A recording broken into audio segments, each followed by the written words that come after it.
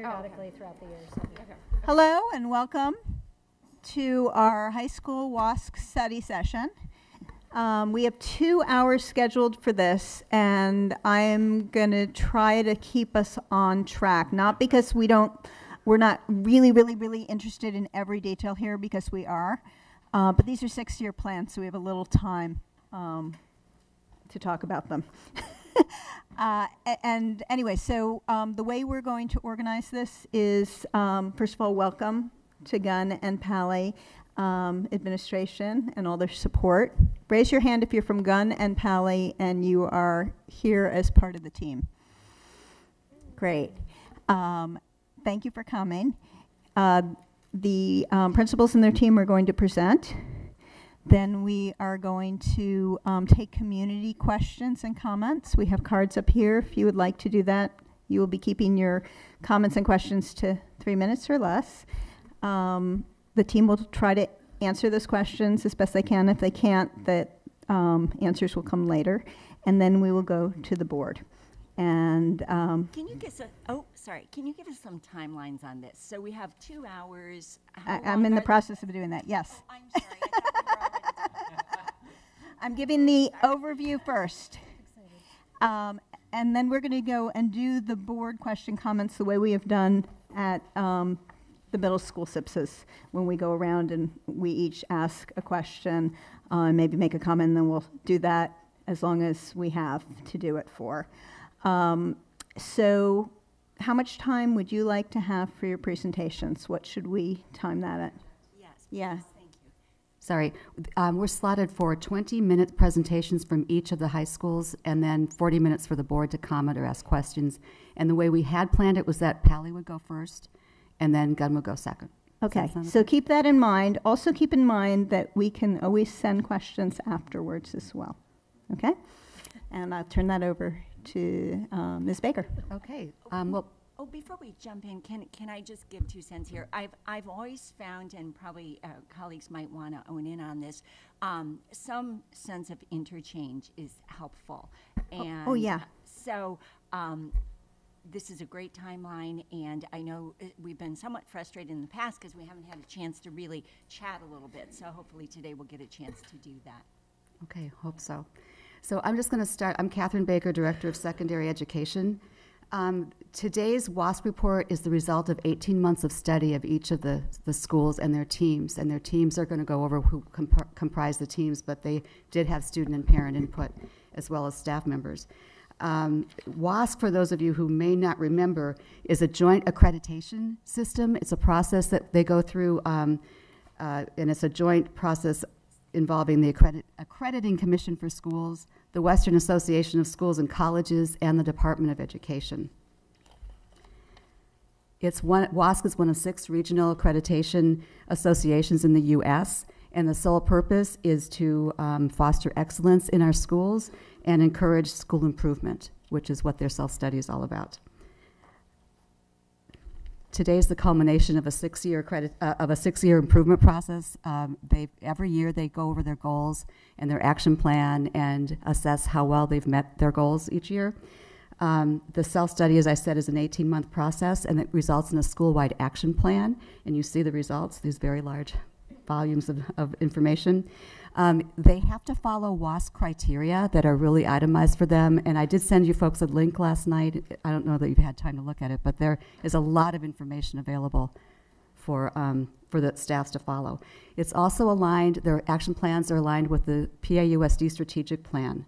The evaluation takes place by a visiting committee that comes composed of educators from around the state, maybe Department of Education members, but it's based on the school's stated purpose, the school-wide student goals that they set, how well they meet those goals, and they will be giving us a report at the end of their visit, and then they'll also follow up after that. So just a last little item, Palo's visit is March 1 through 4 this year, and Gunn's visit is March 22nd through the 25th. So with that, I'm going to introduce, we have our teams here. Kim Diorio, principal of Palo Alto High. Don't know what's wrong here. Emily Garrison is her WASC coordinator, Palo Alto High School. And then Denise Herman, principal of Gunn High School, and Meg Omansky, the WASC coordinator for Gunn. Take it away. Okay, we'll start. So first, good morning, board members. Good morning, Superintendent McGee, Dr. Young, Ms. Baker, community members, parents, students, and of course our staff that are here with us today. We want to thank you for allowing us this opportunity to present our WASC 2014-2015 self-study. It is our honor and our pleasure to present this report to you after all the hard work and energy that we've put into going through this process for our community. We believe that this report answers and provides evidence to support all of the WASC criteria that's asked of us, and as well as answer the WASC fundamental questions: where is our school now? Where are we going? And do we have a good roadmap? Those are the three criteria that WASC really wants us to present in this body. Before we get started, I do want to acknowledge the hard work and the efforts of our WASC coordinator, who's sitting to my left, Emily Garrison.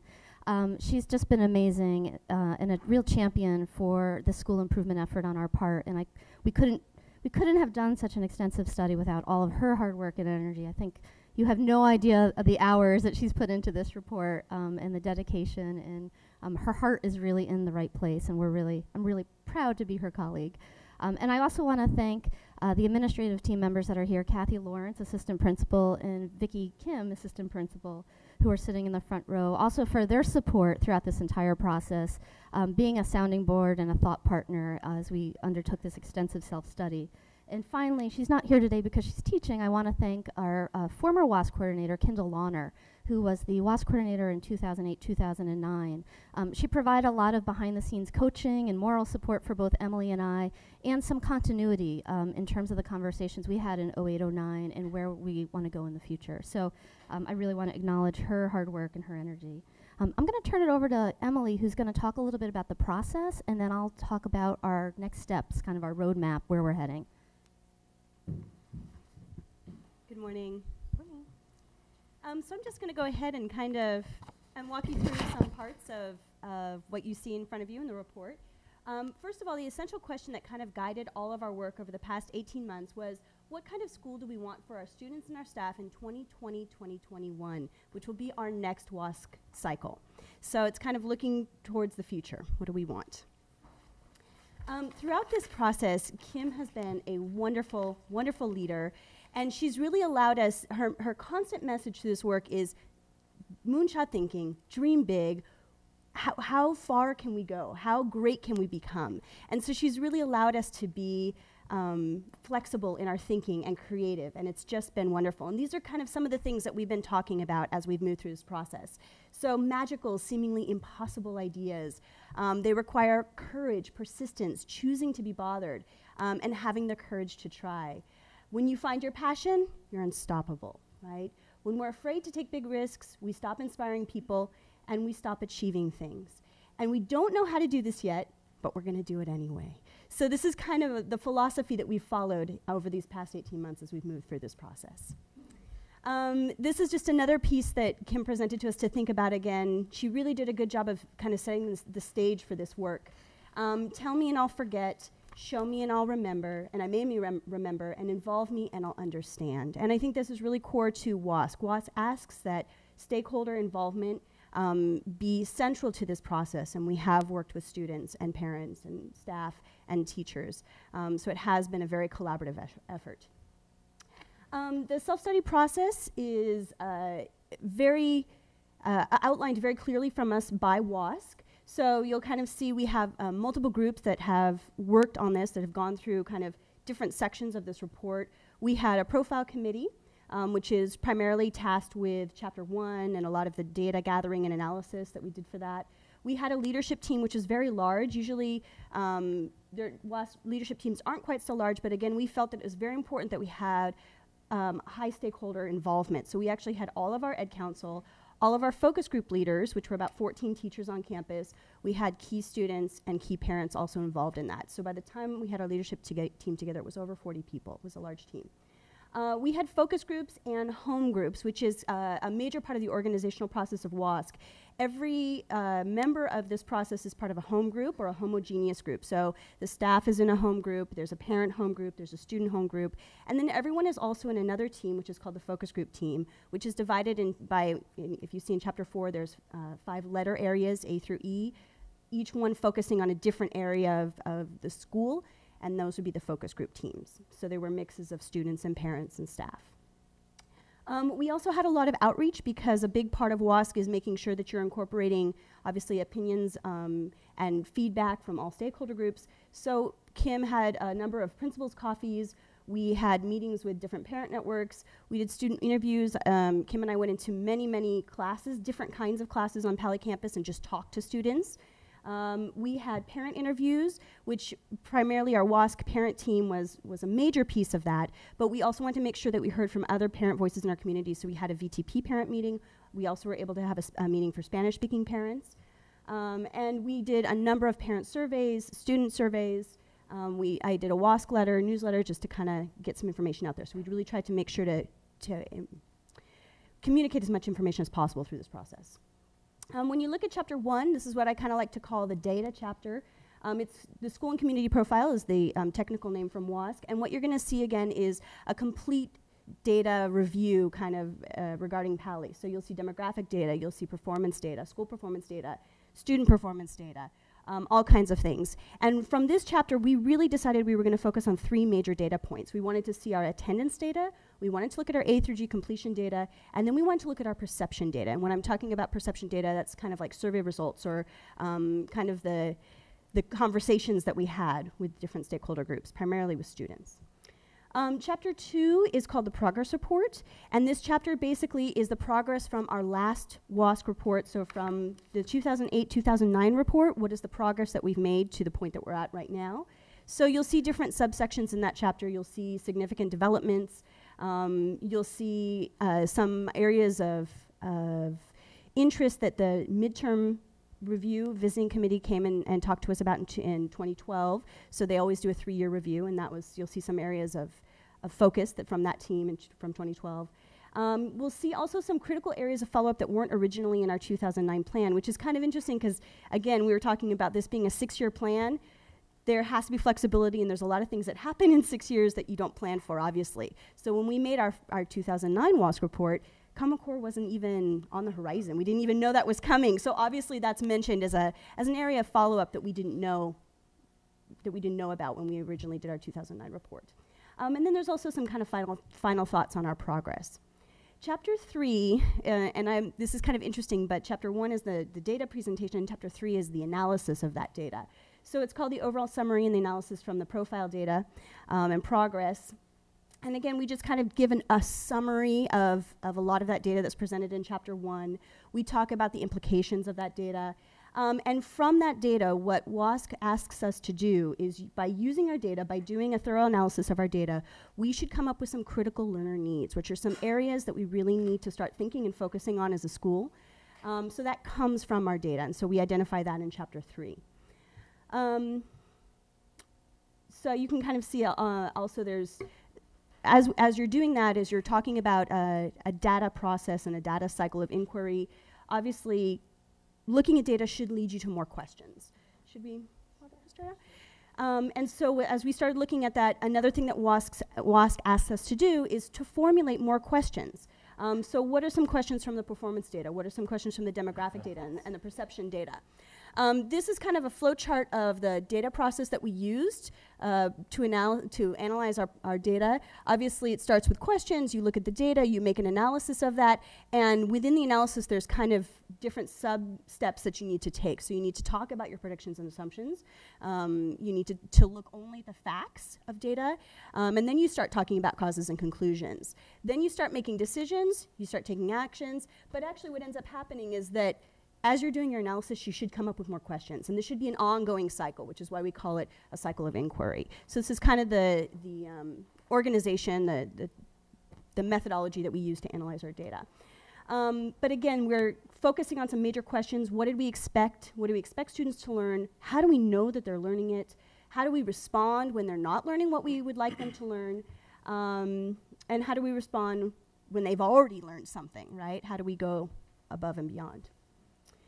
Chapter 4 is a very lengthy chapter. Again, that's kind of the focus group chapter. It's divided into those 5-letter areas that look at those 5 major sections that WASC asks us to think about. And if you look at the titles of this, these are basically 5 major categories of a good school, right? We have to think about our curriculum. We have to think about our organization, our instruction, our assessment and accountability, and our school culture. So those are very, very complex and very well organized chapters that came out of the focus groups. What I'm going to do at this point is turn it over to Kim to go ahead and talk about Chapter 5 and the rest of our report. Thanks, Emily. So this is the exciting part, Chapter 5, where we detail our school-wide action plan and our department action plans. As we began this process, we presented this, we identified first the goals, or our critical learner needs. What were our 3 critical learner needs? We presented it to the staff in October, and from that presentation, and we had a professional development day where we had a lot of thinking around these goals and what does that mean, and what implications do our goals have, both at an individual level, and a classroom level, as a school-wide level, and as a community level. So it's very exciting to see that our school-wide action plan was really formulated and developed based on our department action plans. Our teachers grappled with some of those questions that we were trying to answer in terms of looking at our data, and they came together and developed department action plans. We then took the department action plans and synthesized and made some comparisons and looked for trends and themes that were popping out, and brought that back into Ed Council and had conversations around our school-wide action plan. Sometime in Thanksgiving, December-ish, our school-wide action plan was starting to take shape, and then Dr. Herman and I were able to collaborate a little bit over the winter break and really cross-compare both of the high school school-wide action plans. We'd started talking when Dr. Herman came on board back in June, July, August, over the summer, about some of the things that were percolating already on our campus when looking at our goals and what we were already starting to identify as needs, and thinking about how can we align our 2 high schools and how can we work strategically together as a community to really address these systemic issues. So it was really exciting to have that collaboration between our 2 sites and to really think of this as a community effort. So through our department action plans, we developed those school-wide action plans. And I think you'll notice when you look in the reports, you'll see a lot of commonality and a lot of similarities. The language is the same. Sometimes we adjusted the timelines a little bit, given just where our schools are, but we're really proud of the fact that there's some great overlap there. But I want to get back to Chapter 5. You'll see an introduction where we talk about this idea of collective responsibility. And this was really key in terms of our WASC work and thinking about what we needed to do to move our school forward. We started to realize that it's not enough for us at the individual level to make improvements, that we have to really look systemically and think all for all. What can we do in our classrooms as a school that would benefit all students all of the time? No longer thinking of ourselves as just individual contributors to our system, but really think of ourselves as a collective community of learners. We talked about equity and inclusion and how those principles are going to guide our decision making over the next 6 years. We started talking about PLCs, professional learning communities, and you'll hear more about that throughout our presentations today. The idea of working in small teams to take some of these major plans that both sites have developed and really break it down into small steps and take small measurable steps forward, making sure our teachers are working more collaboratively and we have a culture of collaboration on our campus. Talked about RTI, which is our best effort to respond for when students are struggling in our classes or when they're not learning the material that they need to learn. How can we support them and give them the time and the instruction that they need to continue to make improvements? We talked about the role of technology and the way the world is changing. Most of us grew up with a 20th century model for education, and we know as we move into the 21st century that there's a lot of shifts going on right now in education. And what role does technology play in our classrooms? How can we use technology to improve instruction for our students, to make instruction more student-centered and more personalized for our students? So that's kind of a preface to what's in Chapter 5. We also outlined some growth targets. We looked at the data, and I sat down with Raju Toma, our IS from the math department, and we looked at our data, and I said, Raju, help me come up with some measurable growth targets. What would you do? And so we did some nice analysis there so that we can come back to the board a year from now and 2 years from now, and we can measure our progress, looking at our attendance rates, looking at our students meeting A to G, looking at our achievement data, and looking at perception data, looking at our challenge success surveys, the Hanover research survey that we're about to conduct. We want to come back to you with some measurable goals and really be able to show you that we've made great progress in these areas. And of course, one of the things that Emily and I made sure as we began this process is making sure that all of the work that we're doing aligns with the district strategic plan. We want to make sure that our work is congruent with what the bigger vision is for our district, and that there's fidelity between the work that's happening on our campus and the efforts that are going on in our community. So in order to do this and do this well, we introduced the notion of SMART goals to our campus, and making sure that as departments and home groups work together and identifying department action plans and then our school-wide action plans, that we use SMART goals as the framework, making sure they're specific, measurable, attainable, relevant, time-bound. I think that was a really challenging exercise for some, but it also really, again, shows our commitment to doing this work and taking those small steps. And then finally, it's my great honor to present our 3 goals, and this is what I'm most proud of. And that is goal number 1, which is our systems alignment for greater consistency around learning outcomes to reduce undue stress. And you've heard lots of talk in our community already about this notion, but basically what this goal speaks to is the idea of making sure our learner outcomes are aligned in all of our courses, among all of our teaching staff, so that our students benefit from that greater consistency and that alignment efforts. So we're doing this as a system, and one of the things that we were very strategic in using that word systemic alignment, and having the conversation with teachers about the notion of the ripple effect, that one small thing that they do in their classroom or that we do, in our jobs or in our work world can have an enormous impact, and challenging us to think about the greater good and to think about that impact that might have on our students or on our parents or on our community, and making sure, again, we're working in the best interests of all students. We did talk a little bit about systems thinking and introducing staff to the concept of systems thinking, that it's not only what's going on in your classroom, but it's what's going on as a school, what's going on as a district, what's going on in a community, and making sure that all parts of the system are working together to improve learning for all students on our campus. So again, we know that this was the top issue after speaking to students, the hundreds of interviews Emily and I conducted. We heard it over and over. It's that alignment piece, looking at grading policies and practices, homework policies and practices, making sure that no matter who your teacher is, that you're going to learn and be prepared for the next level. And what can we do as a staff to make sure that our students see us working together more cohesively in their best interests. We also talked as a staff about some other systems and school-wide systems or district systems that need to become aligned and consistent to help them do the work that they need to do in their classroom every day. So we also acknowledge the need to look at data to guide us in making decisions. And we also recognize that we need a lot of training in this area and a lot of professional development. We don't right now have a culture of using data to guide decision making at our school, and we want to change that. We want to improve that. So we need to get data in the hands of our teachers and our educators so that we can look at the data and see what it's telling us, ask those questions that Emily was talking about, and then make those improvements for our kids. So again, our first strategy is aligning student-learner outcomes. I talked about that. Figuring out what it is in every course we want students to learn. What are those essential learning standards? We started using this book, and I highly recommend it. It's Grading Smarter, Not Harder. And it's a really nice starting point for us to have some of these conversations around homework, test retakes, makeup policies, grading, and again, it digs into that research for us. We know that we want to make decisions based in research. What are best practices? What does the research tell us works best for our students? We don't want to align to practices that aren't in the best interest of students and that the research doesn't support. So taking the time to have those conversations is really critical. The other part I mentioned is, again, that data collection and that need to look at data systems and how we can make this more systemic in our conversations and in our daily lives on our campus.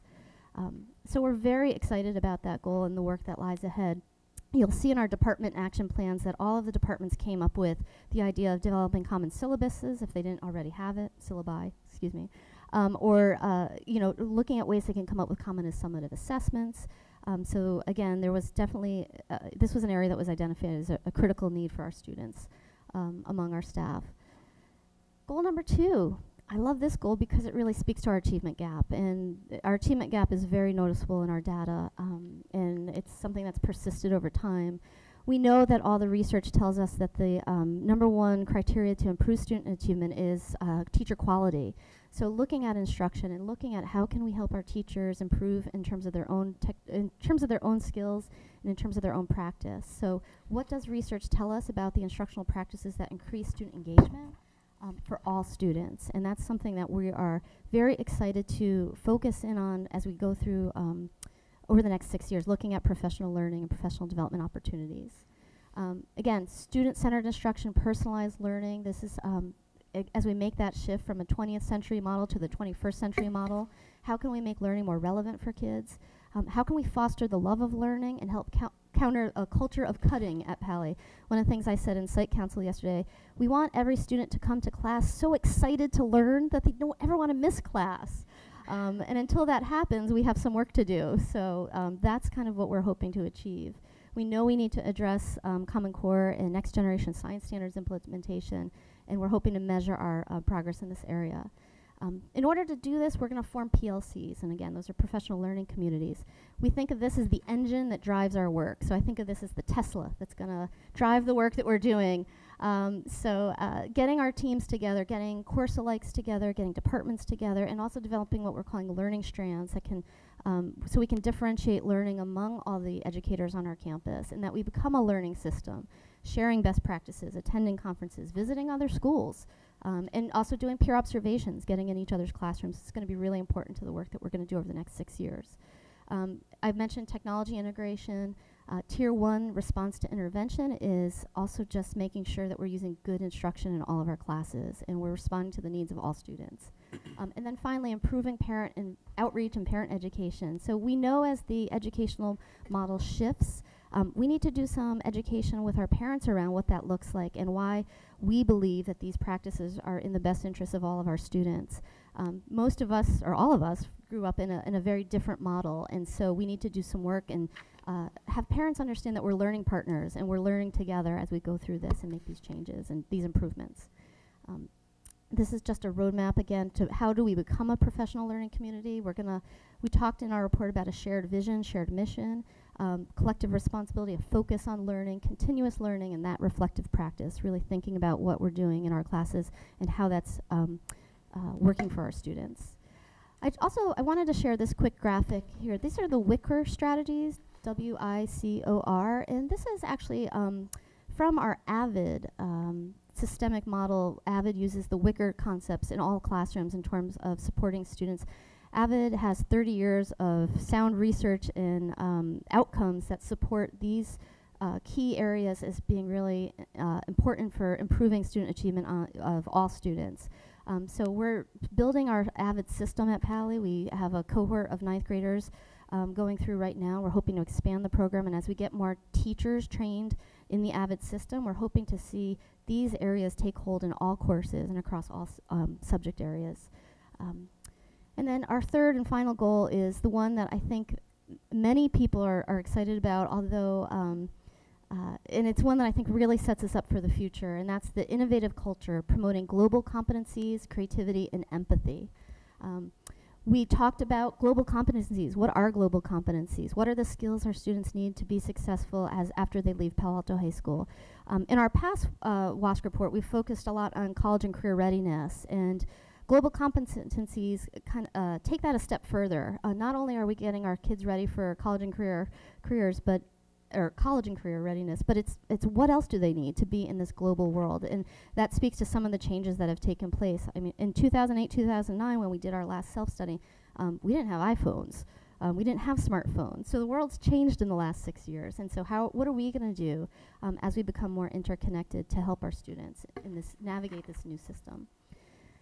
Again, we must prepare our students for their future in a rapidly changing global world, careers that do not yet exist. We hear this a lot, especially from our new superintendent, and that's really taken hold with our teaching staff, thinking about ways we can be innovative and really work towards accomplishing those goals. Creating that new vision, looking at an updated vision and mission statement for our school that aligns with the district's vision and mission statement to serve as our North Star. So as we make decisions over the next 6 years, we make sure that we're all working in alignment and going in the same direction. We've partnered with Challenge Success to promote empathy among stakeholders, love of learning, growth mindset is the cultural shift we're trying to make. So again, how can we increase student choice and voice? We're looking at blended learning, interdisciplinary projects, making learning more relevant for all of our students. And then finally, I want to leave you with what are the resources and support we need to do this work, because I think this is where we're going to look for your help and your assistance over the next 6 years. We need to build capacity at our schools, supporting our teacher leaders. They're key to this work. We can't do this alone without them. Forming those PLCs and really building that collaborative culture. Looking at strategic use of time and making sure that anywhere we can capture time for professional learning, professional development, it's going to be so critical. How can we provide funding for ongoing professional learning? Professional learning is so important in this work. So these are just some things that we see as ways we're going to require some additional support. So I leave you with these two final quotes. We can achieve our fundamental purpose only if we work together. We cultivate a collaborative culture through the development of high-performing teams. And that's what we're hoping to do over the next 6 years, is really work in high-performing teams at our school sites. I believe we have the talent, the expertise among us to improve learning for all of our students. We must work collaboratively in the best interest of all students, and we must think all for all. We want, and this is what we want most, we've talked about this at our school, we want a culture of care at our school. To improve teaching and learning for all students. And I love this quote from Lucy Philpott, who's one of our great English teachers. Our hope for the future is that all learners will thrive and kindness will prevail. So, and there you go. That is our WASC self-study report. So thank you so much for this opportunity. Thanks, Kim. So do you want to ask questions or go directly to guns? I would like to go directly to Gun. I'm sorry, I just made a decision on that, board members, just because I know how time goes. Good, yeah.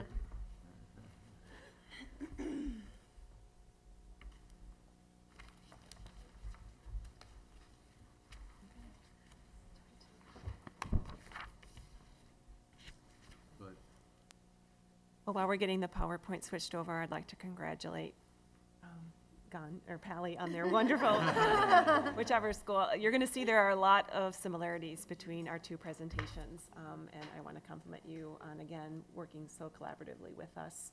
And the point of getting to this report is just the beginning. The next 6 years and the collaboration I look forward to with Palo Alto High School. So my name is Denise Herman. I'm principal at Gunn High School, and I started my position in July. This is Meg Omansky, who has a longer tenure at Gunn, but has been serving as our WASC coordinator since spring of last year. And we're very proud, as Pally was very proud of the document that we've been able to prepare as evidence of the great work that our staff and students and parents have been doing. We are going to present an abbreviated version of the past 6 years, because we're really wanting to focus on sharing and describing what we see as the future for Gunn over the next 6 years. So we'll go to the first slide. Oh, you got the clicker. Got it. Thank you.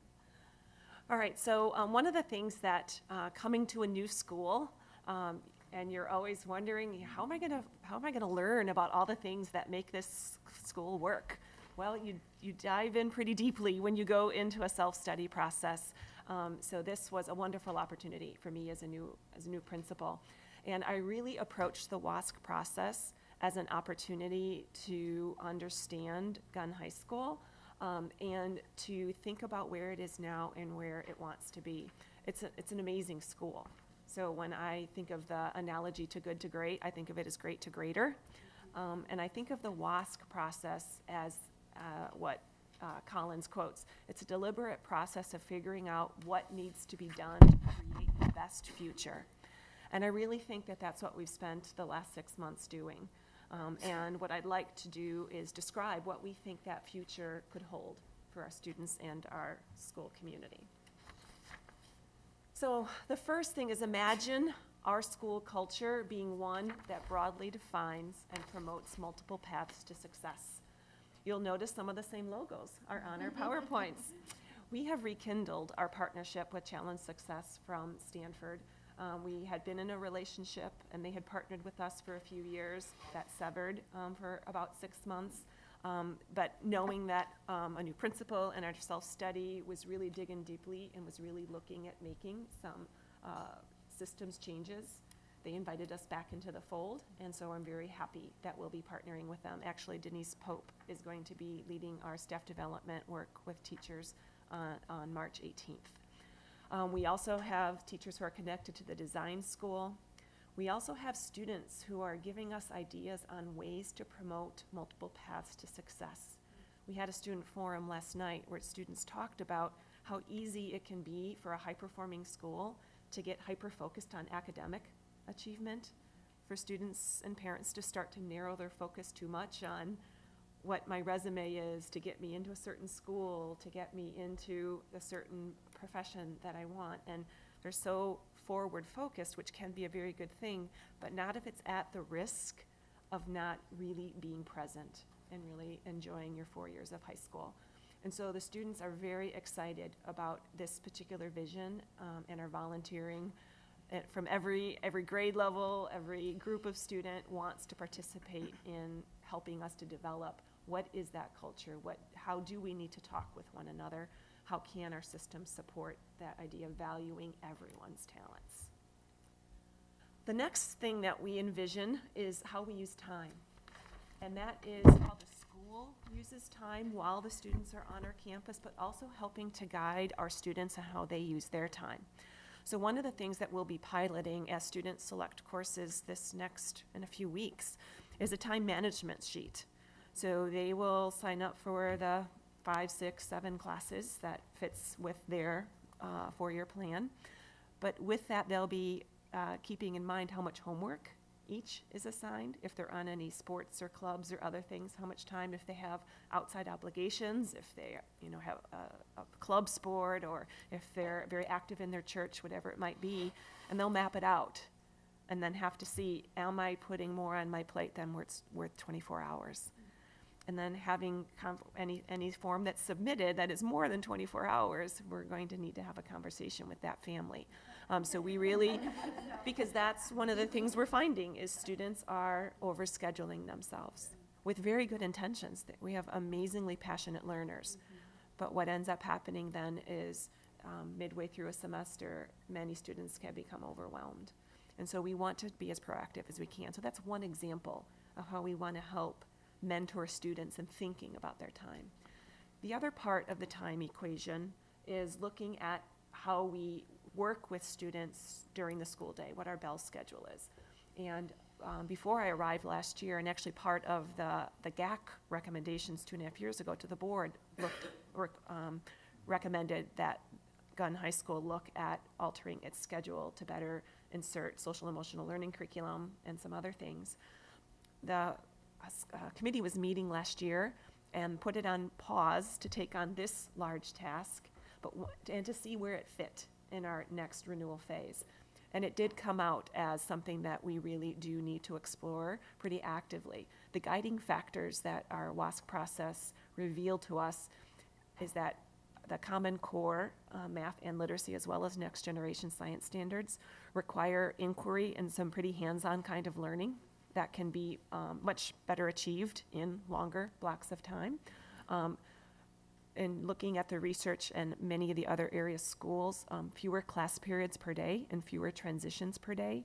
And the research shows that that reduces student stress. It also leads to fewer numbers of classes to keep track of for homework. So rather than 6 or 7 classes, it's 3 or 4 classes of homework that you're monitoring.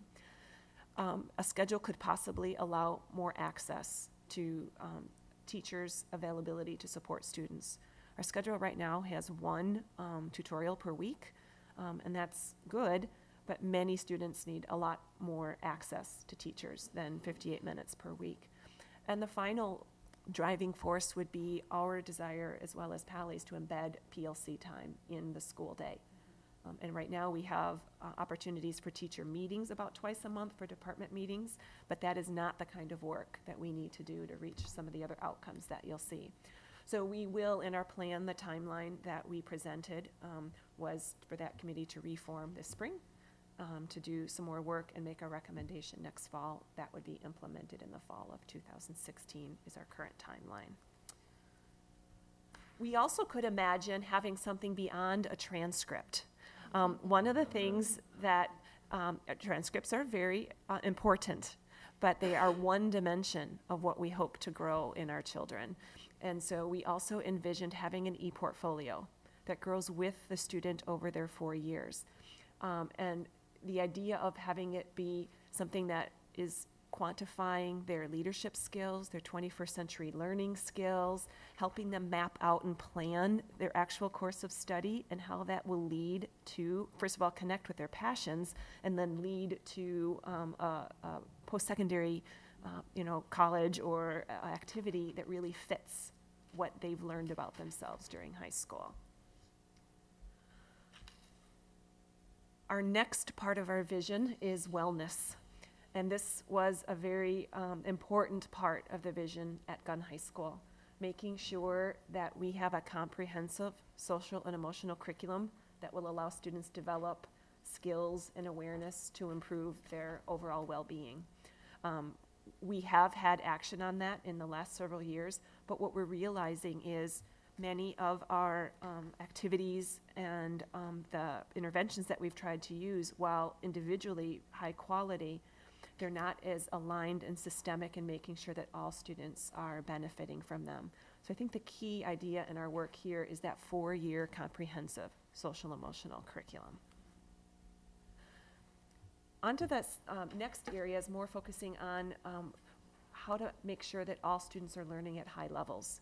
And Kim in her presentation talked about RTI, and that is a national model for intervening just in time when students are starting to struggle. And this could be a new freshman who's having a hard time adjusting to the rigors of high school versus middle school, or it could be a student in BC Calculus who just is either having a problem at home or something else that's interfering with their learning. So RTI really is a systemic approach to saying, is there high quality instruction going on in every classroom? Is it differentiated? Are there options for students to revise their work? Are all of those things taking place?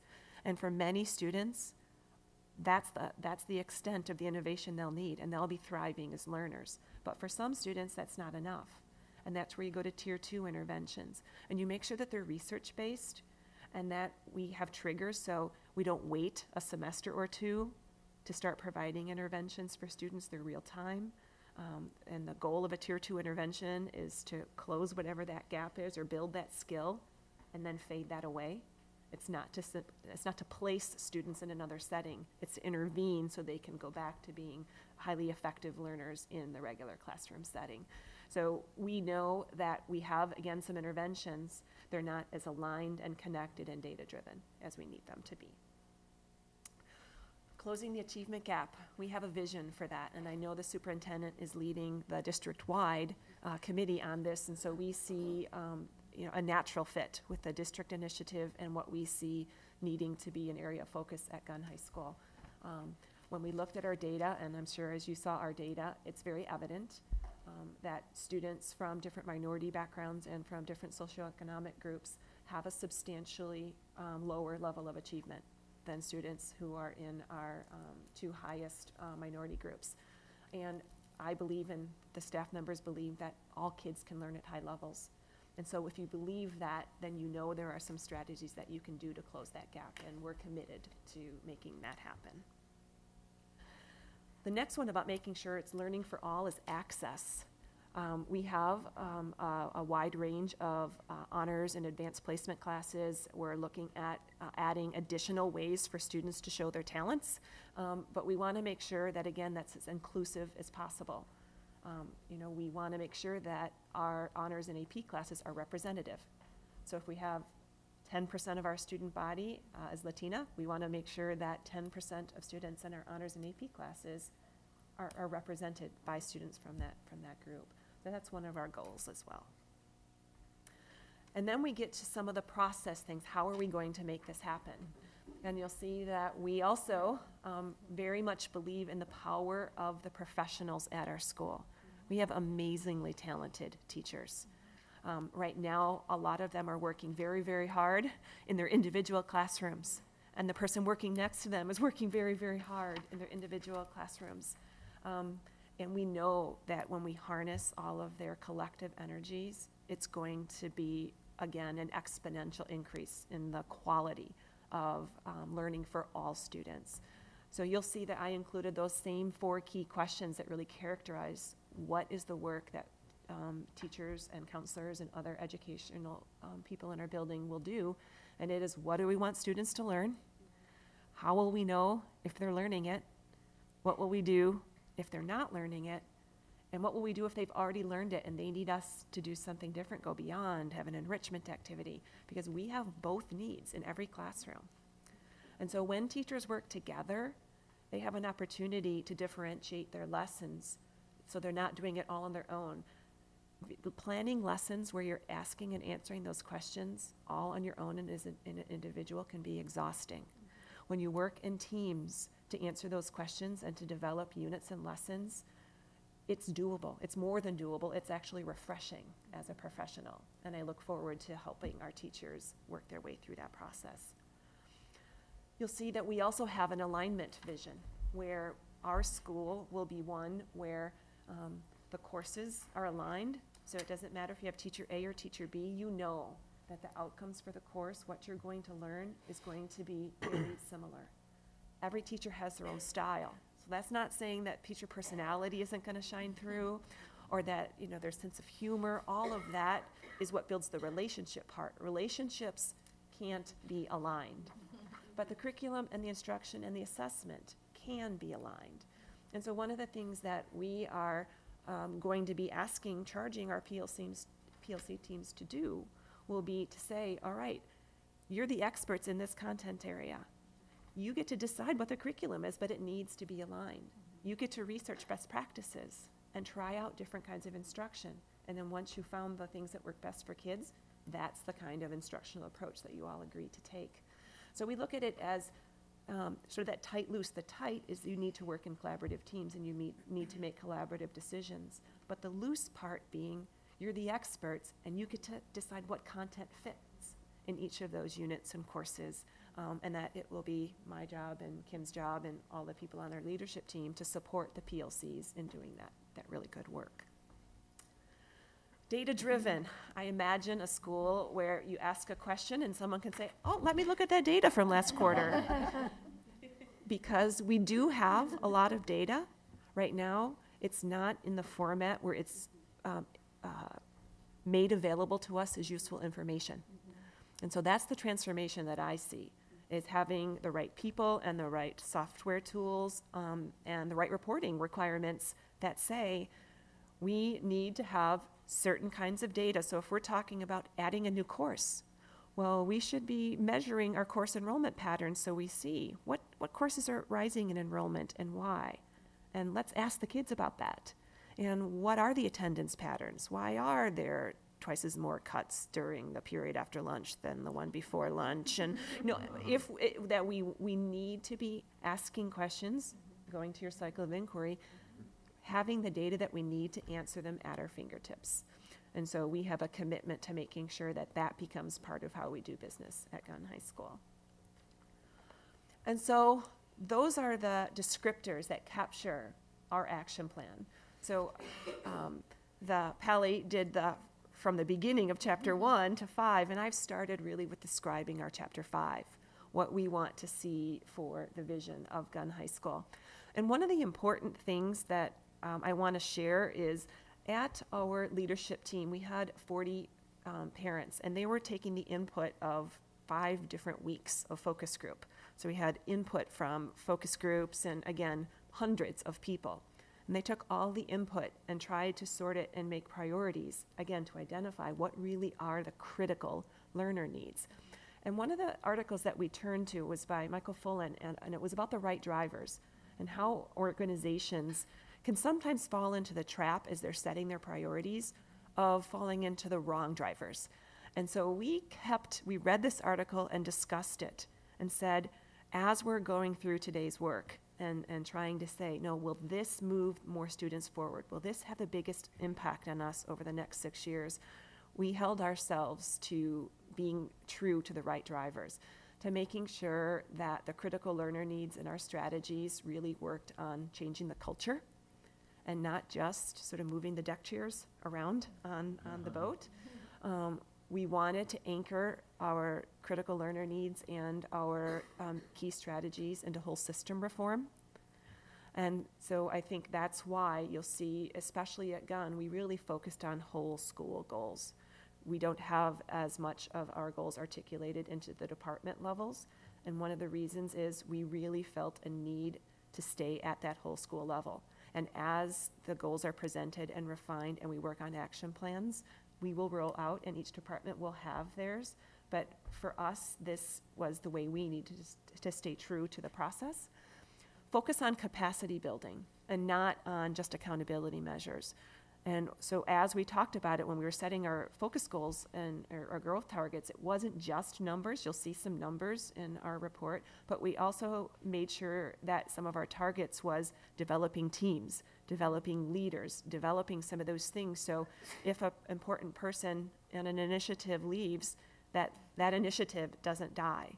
So we're building capacity in people, we're building capacity in the system.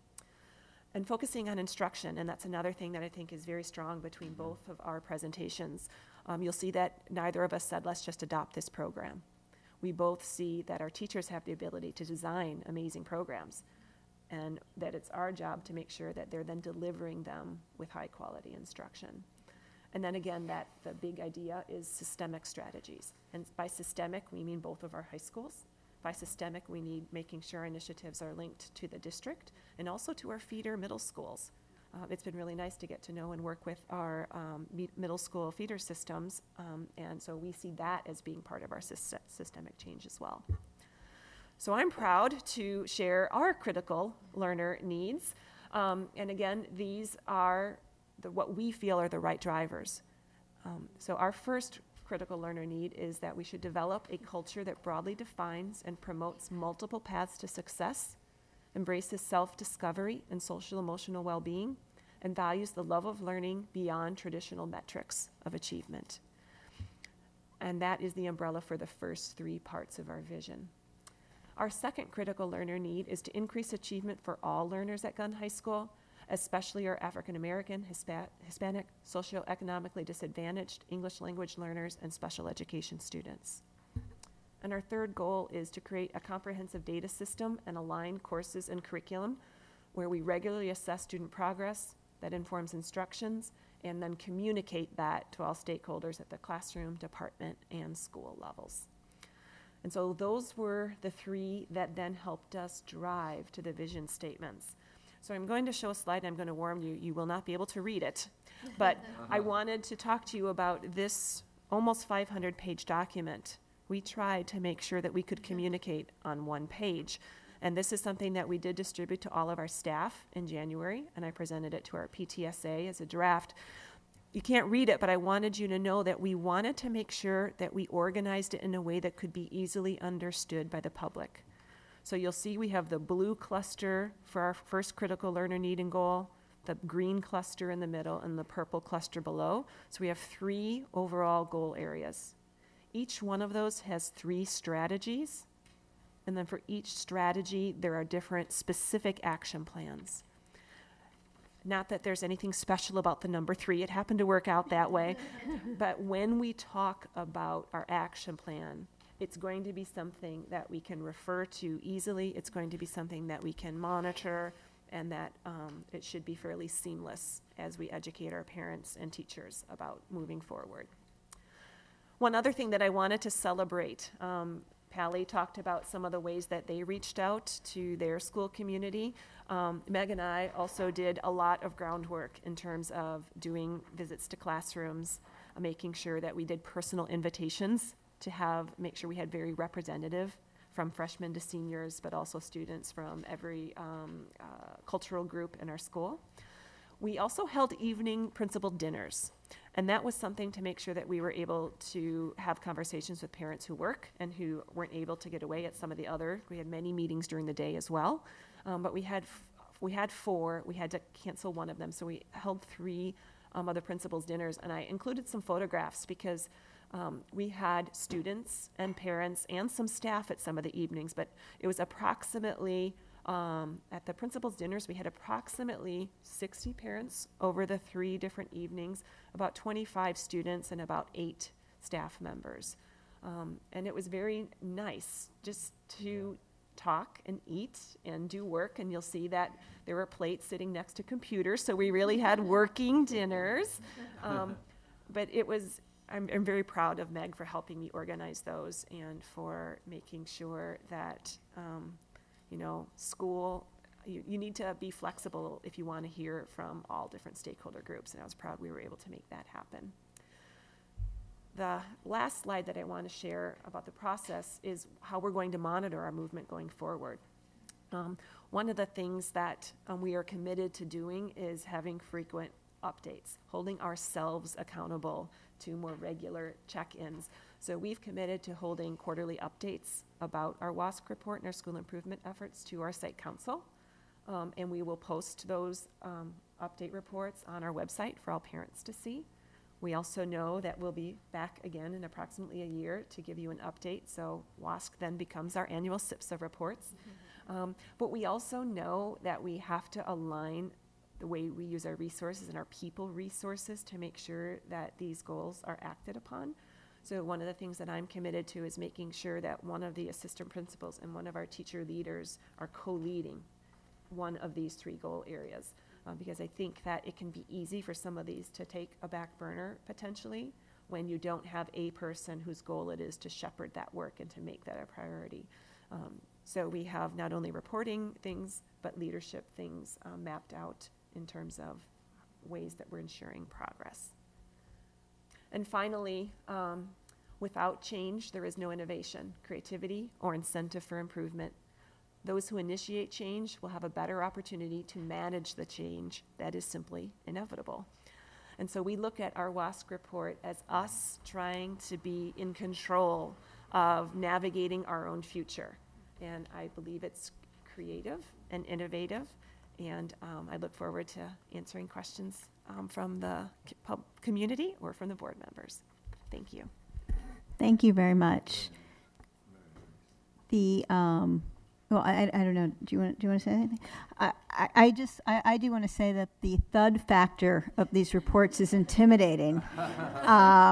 You know, clearly a lot of work has been done, and clearly it's hard to really understand that even if you read the 950 plus pages that this contains. And so part of this is going to be discovering things as we move forward.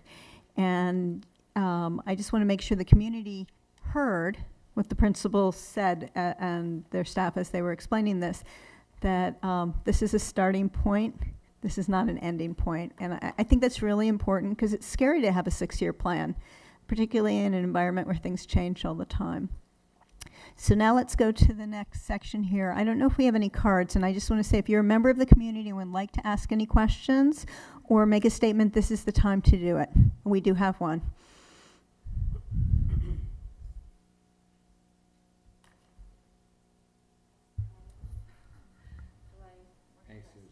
Just why don't you stand over there and make sure you introduce yourself. Good morning, everyone. I'm Susan Usman, PTA Council President, and I want to now that Denise has been talking for about a half an hour, give her just a little bit of break and take a break for everyone here. And I would like to express PTA Council's appreciation to everyone sitting at this table and really everyone in the room and people who aren't in the room. And we have just a little token of appreciation for everyone today in celebration of Valentine's Day. So I don't want to take up more time. Yeah. But I will pass these out. So thank you all for your hard work. It's amazing. Thank you. And we're really excited. Do you have any questions that you want to ask as well? Okay, I do want to say that I don't think we realize the blessing that our parent community is in this, in our district. We have funding at about the average level of the U.S., but because of the thousands of hours of volunteer time that we have, a lot of which is organized by the PTA, we really have a lot more resources than our funding leads us to believe. Thank you, Susan. Do we have any other community members? Yeah, would you like to come forward? Okay, great. Can you state your name and you can fill out a card after?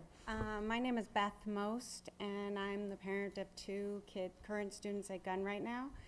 And I'm just here to express my my gratitude to Dr. Herman and Meg for all of their efforts. I believe we need reform at Gunn. We need to reduce academic stress, and I believe that looking at the bell schedule and thinking about alternate schedules will have a tremendous impact on the most kids, and it's an incredibly important change to work for, and we're so grateful to have them at the helm of the school and fully support their efforts. So thank you, both of you, very much. Thank you. Beth, do we have any other community questions or comments? Okay, board members. We are going to document any questions you have up here on the whiteboard. This is your opportunity. We're going to go around. What I'd like is if you could ask one question each, and we'll just keep going around that way. We will stop the questions at 20 after and let the staff start to respond to the questions we've documented. If you still have more questions at that point, that's okay. We can add them at the end. Every question doesn't need to be answered in this room today because we just don't have enough time. I know that many of us submitted questions in advance. Some of those questions were answered, some are not. I can't expect that they answered every single one since they sent that email out last night. So that's part of the ongoing process for us to have answers to the questions that we ask. Let's start with Ms. Oh, okay. Do you have a question? When are we going to get a chance for reflection? Because it's less questions that I have and more on reflection, and I think that's my duty as an elected official. So okay. There's so much information here. Actually, mine is more about reflection. So why don't we have the answers come in between 20 after and quarter of, and at quarter of, why don't we stop and allow each of us to reflect, okay? Because I think it's important to get our questions out on the table as well. And that way we'll have dedicated time. So Ms. Townsend, why don't you start? You know what? I don't have questions right now, so I'm going to let my colleague begin. And if I have questions, I'll jump in. Otherwise, I'll wait for reflection. Okay, that's fine. Mr. Dauber. Well, first I want to echo what a community member said, and I want to direct it at both of you. I think that we're very fortunate to have the leadership that we have in place at the two high schools. And I really mean that sincerely. I think that we're at a challenging point in the life of the community and the life of the schools. And I think that we are really advantaged to have the two of you running our high schools. And I think that gives a lot of ground for optimism. As Ms. Caswell said, the thud factor on these is extremely high. So I won't try to range over them. I don't think we're going to do that. And I don't know if this is going to qualify as a question or not. But what I did this weekend was to take a look at some data that I've looked at before. And I don't know if you had a chance to have this passed on to you. And this is relevant to the achievement gap. And when I've looked at our CST scores for high school courses, I've presented this to the board before I joined the board.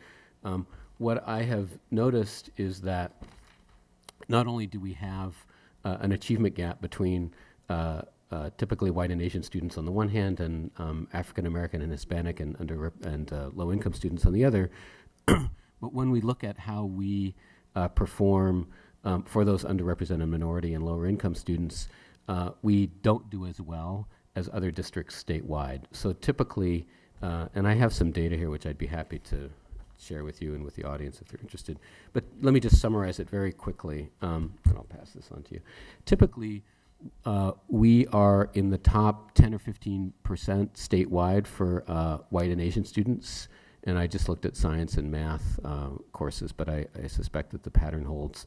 But we do much less well than that for underrepresented minority and lower income students, 30th, 40th, 50th, 60th percentile. And that raises the question for me about why it is that in a school district that is as highly resourced as we are, and that does so well for certain students, that we do less well for others compared to other schools statewide. So I'd like to raise that. I don't think that's a question that I expect you to be able to answer, but I think it's important that we understand the achievement gap, not just as the gap that we see between students, but in terms of our performance. And if I have a specific question, it would be around this. What strategies can we develop that will address differences between what we're doing in our district and what other districts are doing that might lead to some information about what those concrete practices might be? I get one question, right? That seemed like a question to me. It had a long lead up, but it was a question. Ms. Godfrey. I qualified as a question. So I, having not been through this process before, as I read it, it struck me that a lot of the questions being answered are the how we do things versus the what we do. And so maybe this is not the right place for this question. But as I look through the data, and the data I've looked at for years now, two things struck me that feel like they kind of fit in the what we do category. One of them is writing, and writing, as the kids go off to college, I have now a senior, so I know a lot of kids who are like sort of new in college. And so a lot of the feedback I get is, I'm ready for college, I'm ready for the rigor, I can't do my laundry. But the writing seems to be the place that there's some gap. And the other is no computer science curriculum. So I don't know if this is the place we have those discussions, but those are two things that struck me as absent from our self-study. So the question is, how do we fit that into what we're doing, and is it an appropriate thing to fit in? Thank you. Ms. Emberling. Hello. Thank you so much. Like Mr. Dauber, I feel like we're in such good hands right now in our high schools. So thank you all so much for this work. This is an aspirational roadmap. It reflects this amazing process that you've all undertaken, and I can really see the focus on continuous improvement for students. So I really appreciate that. I think this is the strongest WASC report I've seen this is my third year. So thank you so much. My question is around reducing the achievement gap as well. I know you mentioned talking to the middle school principals, and I see Pierre Angeli here. So it's so nice to have them represented.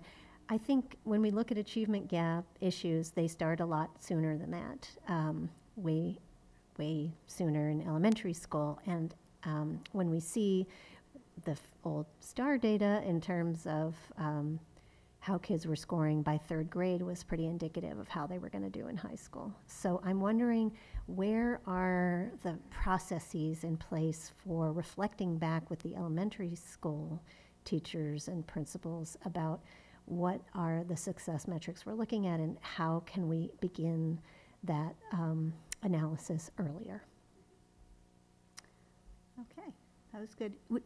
Have you framed a question you would like to ask? Maybe so. Okay. I'm not going to talk. First of all, I was surprised. Yeah, you were surprised. Well, I wasn't quite sure how we were going to do this. Anyway, let me begin by just talking about stepping on both the campuses. They're incredible places. They are small universes, and their differences are only, when you step on, you see all these teenagers. It is just delightful, and they're thriving.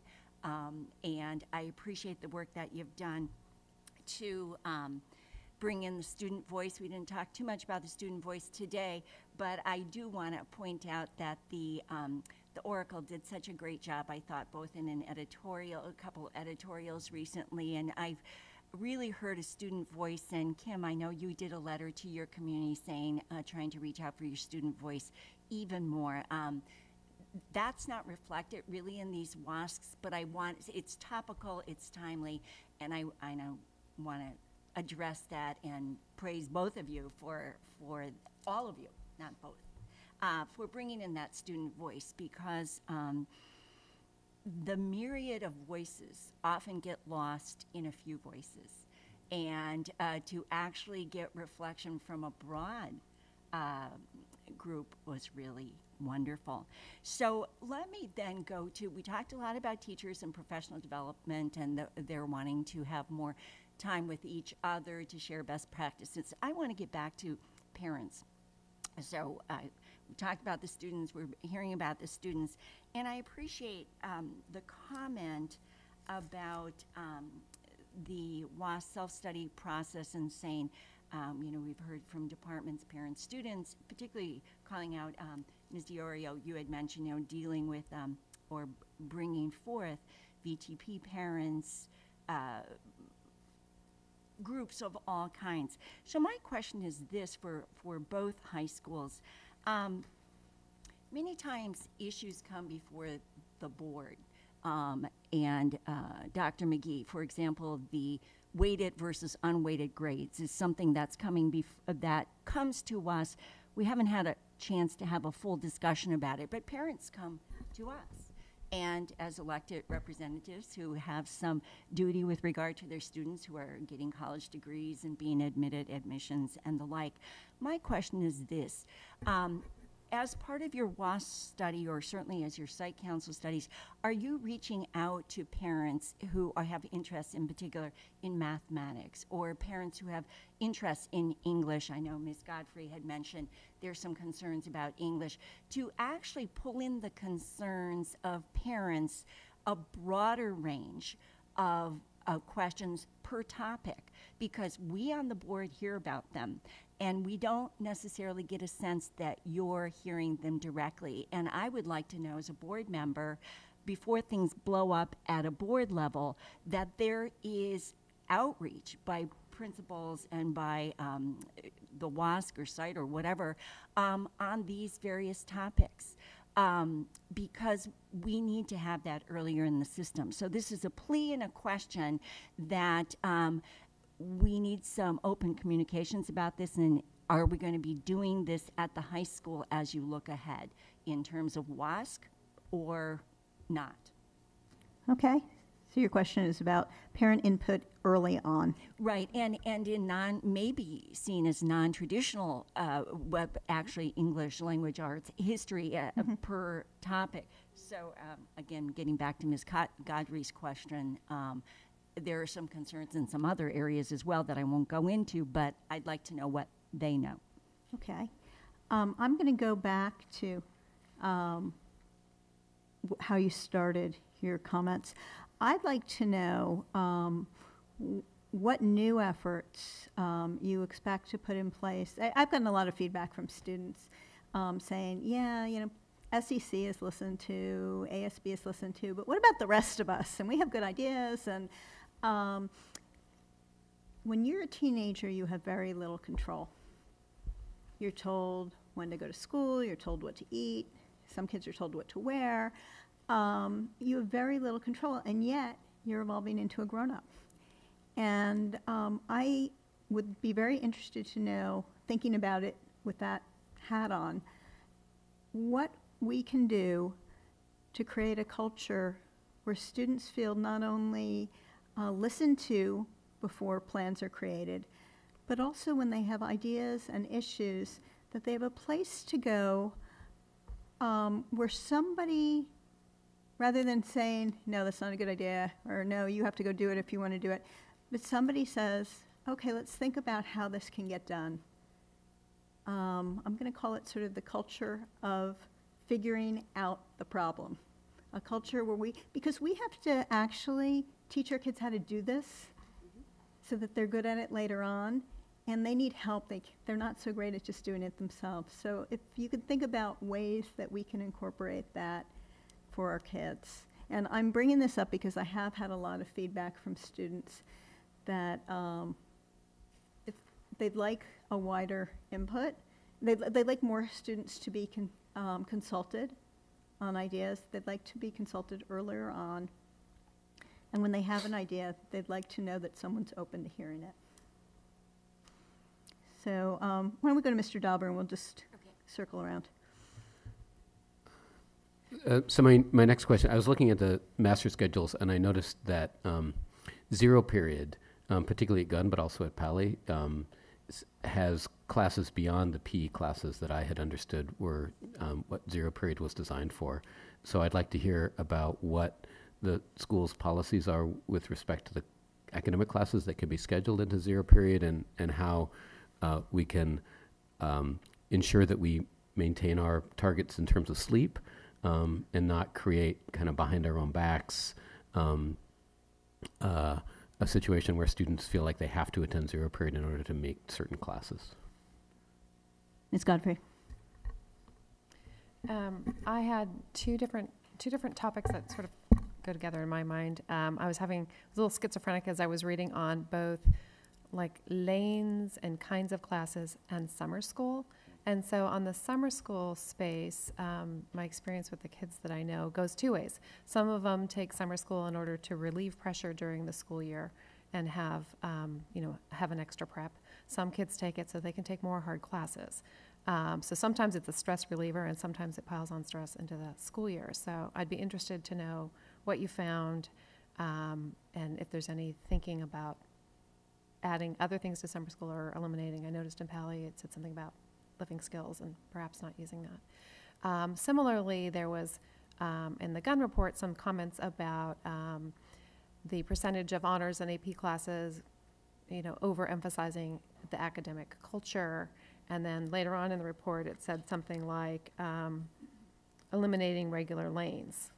So those felt sort of out of whack to me. So it wasn't clear to me if how those things go together. Like, we want to encourage more students, particularly our underrepresented minorities, to take higher level classes and to know that they can do it and the expectation is there. But then how does that not sort of tilt us over the edge where we're over academic? I think the quote, the percentage was, there remains a higher percentage of advanced honors courses than regular college prep, which creates an overly academic focus. So wasn't quite sure how those fit, so if you could get to that eventually, that'd be great. Great. Ms. Umberlin. Ms. Townsend's comments made me think of thinking about parent communication and parent education as embedded in the same way you think of teacher professional development as being more successful when it's embedded rather than one-time weekend. So when we have a one-time parent ed event on sleep, it's great for the parents who show up. But ongoing embedded communication tools, I think, are more successful in terms of changing culture rather than one-time things, in the same way it is for teachers' professional development. So I'm sorry, that was just a comment that came up from Ms. Townsend's great comment. I thought you were going into a question with me. I am going into a question, We Madam President. and showed us. And that question is, how do you make the plan adaptive? So you talked about not knowing about Common Core state standards coming down the pike. We have the recent tragedies that have occurred in our community. How do you make the plan adaptive or responsive to issues that come up? Ms. Townsend. Yeah, this goes to kind of an academic question regarding academics again. And it builds on some questions that my colleagues asked. First of all, it is interesting with regard to the achievement gap, some of the data that Mr. Dauber reflected on.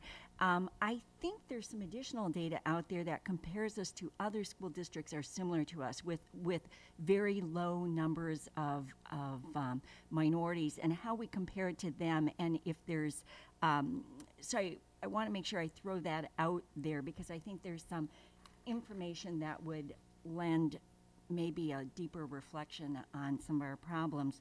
But I too noticed that in your, and I'm just happen to look at Pally's number of students enrolled in advanced placement courses, and we had a goal before that acknowledged a problem that we had in the district, that it's a high achieving district. We have kids who are so-called average in our district, who in other districts would not be, and that all students weren't being encouraged to take at least one AP, that they would be able to do it. And one of our goals, and I noticed in between year 2011 and 12, we really jumped in number of kids taking at least one AP, at least at Palo. And I think that's dipped down again. And so my question is, do you believe that's still your goal? It's certainly one that I have never given up on as a school board member. It certainly fits into not only disadvantaged minorities or any kind of subgroup, but it actually applies to all of our kids who may not feel capable when they're more than capable. So I wondered if in the plans we had some plan around that, both at Gunn and Palo. And I'm sorry I don't have Gunn's data in front of me if we put it there. Okay, I'm going to ask the last question here, and I'm actually going to roll up a couple themes in my question. I too would like to know how you would like to build some flexibility into your plan. I think it needs to be systematically built into the plan, because otherwise everything's a gotcha. Common Core is a gotcha, parcel tax, new programs are a gotcha. Yeah, everything's a gotcha. New superintendent becomes a gotcha. So to that end, what do you think, I mean, thinking of that and thinking of these huge plans, what is your biggest challenges, or your biggest challenge? You could just give us, what's the biggest challenge to your success going forward over the next 6 years? And what can the board do that would make a difference? And I have like 1,800 other questions, but we're going to move on. And we're going to go give you a chance. You can pick and choose. Why don't we do a round? You guys can decide who starts and start answering some of these questions. At quarter of, we're going to stop and have some reflection from the board on where we are. Okay? And do you want to choose yourself, or Ms. Baker, do you want to run this? So you can see some of the questions up there. I don't know if anyone of you wants to tackle one or the other. Right. Oh, we have more. The top. Yeah. How do you reach out to parents, maybe? I know everyone's got that as part of their plan. Do you want to elaborate on that? I think that one of the examples I showed was by being flexible with our meeting times, and not only having morning coffees, but having evening dinners or things like that, having Saturday kind of listening sessions. I think it's the idea of truly physically reaching out, going to community centers, going to other neighborhoods. So those are all things that we've started to do and will continue doing. I also think that it came up yesterday at our site council meeting about trying to be more explicit when we do all calls for surveys or something else. You know, one parent said, well, all parents got it. And they said, but sometimes it doesn't come with a cover sheet or something that makes it very clear that this information is going to be used for X, Y, and Z. And so I think that's another thing that we need to improve on, and that we will improve on, is as we start to gather feedback about some of the actual strategies and action plans, as we solicit parents who want to be involved in some of these teams, making sure that they know what the obligation is, what it's going to be used for, and that it's very easy to sign up and very easy to participate. So those would be some examples of things that we've anticipated. And I think at Palo, I think of our work that lies ahead with Challenge Success and the partnership involved with parent education and parent involvement in Challenge Success, moving forward as another mechanism for getting more input and greater input. We we've formed a Challenge Success Committee already on our campus, and there are a number of parents who are already involved in the program. We're looking at doing things on Saturdays where we can bring parents, students, and teachers together to kind of talk about some of the school-wide issues and give voice, as you mentioned. One of the things we did in the fall that was very successful is we did a hackathon over at the D School in Stanford. Our school's climate committee went over with a number of teachers, and we looked at a couple of school-wide issues, and through that process, they came up with this idea of homework passes. And since then, the school climate committee's gotten back together and said, we want to expand this. Can we do something at Palo where we can do a Saturday event and have parents come and teachers come and students come, and we can work together on some of the problem solving, some of the creative problem solving that exists. So we're looking at ways we can really be more strategic in our parent education and our communication of parents, and really, again, involving them in the process, working with teachers, working with students, so that everybody sees we are a learning system and we are a community, and there is that partnership going forward. We can't do this without our parents, and we know that. So we need to look at ways to promote empathy on our campus so that parents and teachers and students can each understand each other's lives a little bit better, so that we can then do that problem-solving piece. So we started last year with our school climate TOSA, Eric Bloom student shadowing program, which is very successful in some of our middle schools. And we've had conversations about doing parent shadowing, where parents should shadow teachers, or parents might come shadow students. And then vice versa, where can we have teachers shadow parents? And just kind of understand what it's like. What is it like to be in each other's shoes? Because once you have that understanding, that empathy piece is so important for our decision making. Oh, okay, now I understand why our kids are struggling with balancing X, Y, and Z, or how that decision I make in my classroom impacts the student experience beyond the school day. So we're working with our PTSA, working with our Challenge Success Committee, our school climate committee. We're trying to be really strategic in how we're going to communicate and roll out some of these opportunities, and how we can really, I think, build those partnerships with our parents. And another good example would be our English teachers who started doing Saturday workshops last semester about our English writing program. They had over 150 parents come on a Saturday to listen to the core group of teachers go into depth about writing instruction, what that looks like in the 9th grade level in terms of the alignment with Common Core. Well, sharing best practices means that other departments are going, whoa, you had that many parents come and it really was helpful? Maybe we should do something like that in our department, where we can have parents come in on a Saturday and do a workshop to go into depth. I think there's an acknowledgement that our back to school night, although nice in theory, is great, but it only gets at the surface, and parents are hungry to know what's really happening in the classroom and how can they best support their children. So it's our job as a school to figure out how we can support each other and work together in that system approach. By the way, did Very you put cool. that presentation online?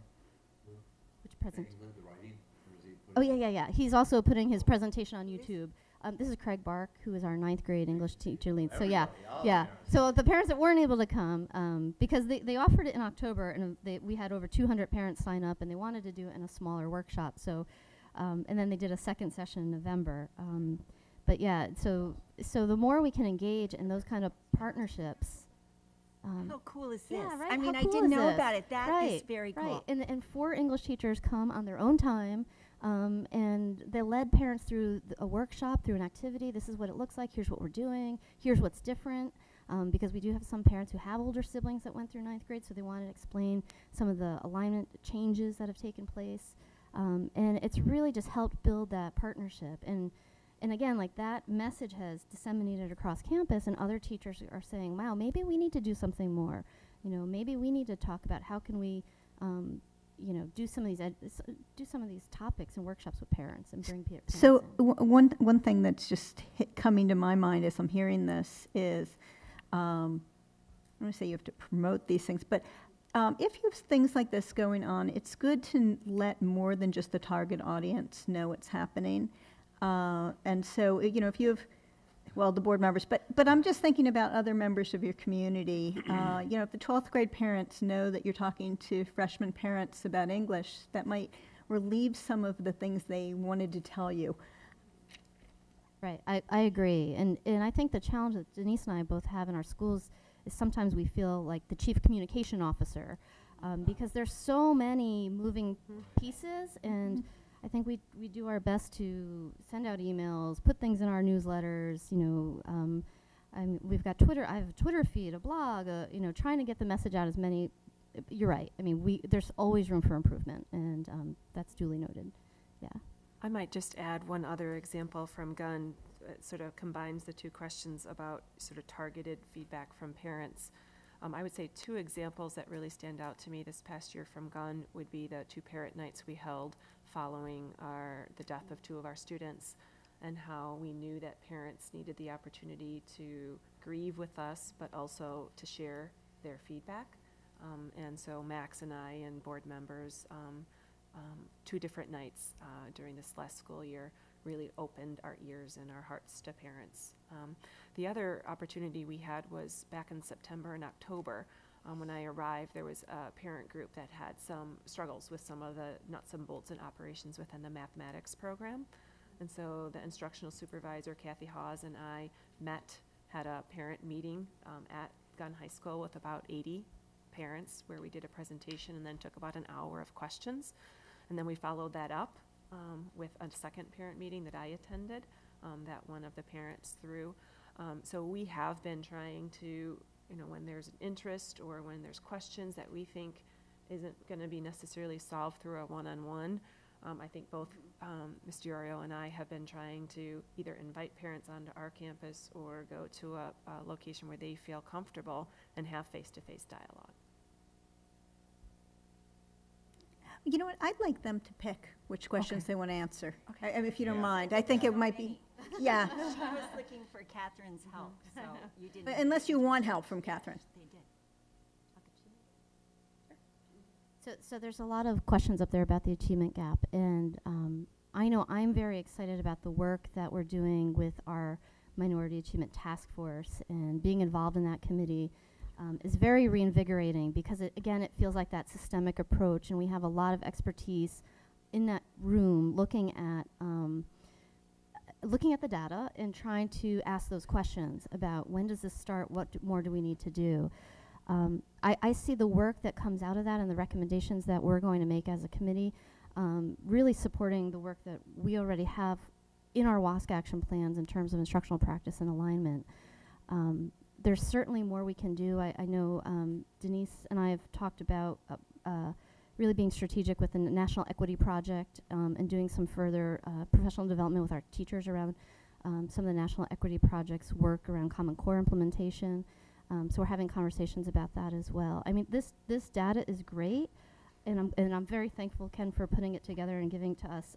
What we need to do is really get this in the hand of our teachers, and that's one of the challenges we have, I think, as site leaders, is how can we get data into the hands of teachers and give them time to really kind of ask those questions and figure out at the ground level what more can we do to make sure all students are learning in our classrooms. Yeah, I'd like to address that as well. Before I worked in Palo Alto, I worked at a Title I school in Salinas. And I believe that, from my experience, in order to reduce the achievement gap, that does have to start with leadership. So leadership, and this is why I applaud our whole WASC leadership team for saying we are going to make this a goal, and not a sub-goal, the top goal. And if we, as Denise was saying, bring those systems together, our teachers are really struggling and doing great work individually to touch upon this. But when we bring our PLCs together and we say this is a goal, we're going to tap this resource and marry it with this resource, and we're going to measure it and communicate this and help build that capacity so that teachers who have not worked with so many struggling learners can build their own capacities, we will make a difference in that area. And so I'm excited about that. Yeah, and I appreciate the buy-in. Kim talked about our committee. We started our focus group work already. Our first teacher group was at Gunn yesterday, and we have another one on Wednesday. And Maria, I know, reported out on that at our subcommittee session last night, and talked about how impressed she was with the staff really investing in solving this problem, and Ken realizing it is a problem, and others, not just saying this is somebody else's problem, yes, but it's, this is our issue to deal with. So I know Maria was really felt positive, and was so impressed that so many people wanted to be involved in the focus group without much notice. I mean, basically, she put this out Friday. I'd like to do something Monday or Wednesday. So, yeah, just to add to that. I'd like to add one more thing that sort of links back to Terry's question about the lanes. And I think one of the things that is a more structural component of that might contribute to the achievement gap is some of the lanes that we have at Gunn that Palo doesn't have. So I think in that part of the report, it was addressing the fact for, let's say, biology. We have biology 1, we have biology 1A, and then we have biology honors. At Palo, they just have biology and honors. And the fact that we have 2 subgroup can lead to a sorting of students that is unhealthy. And I think that's what our committee was proposing, was to look at what really are the goals and the outcomes and the results that happens from that. We're not saying every student should be in honors, although many high-performing high schools across the country have done that, where we're going to just support everyone in what they need to get there. But we are saying that we might have an artificial boundary there, and that we want to examine that and to make sure that as many kids who want to take APs or who want to challenge themselves feel that support, but that we're not downlaning any kid. That we say every kid needs this kind of learning experience to be successful at the Common Core, and that we're differentiating the teaching and the assessment and those other things. We're not putting them in a class that might ask less of them. Just tying this back to the question before, this is a pretty emotional issue in this community, and this is where getting parents in early and hearing what their ideas and also what their concerns are and addressing those early is really, really important. I want to mirror that. I mean, this, some of the things we're talking about will eventually come to the board if they're not handled well by the superintendent and at the schools. And laning is one of those, weighted GPAs. I mean, this is something where you really do need parent buy-in. And laning, I love the fact that even the AP courses, though, and again, I don't have the exact page at Gunn, whereas there was this intent to try to move more kids into the higher lane, at least one, to show that they can do it. And we have data to show that Palo was able to achieve that, slid back a little bit, and Gunn, these aren't new ideas. We've been working on them, and it's kind of funny because we have a whole lot of new staff again, and we say, okay, this is a continuation of work that we've been doing, and we want to be successful at it. So we're slipping into not following our process. You those are good started comments, and it's my fault because I started. Let's keep going. Yeah, sorry.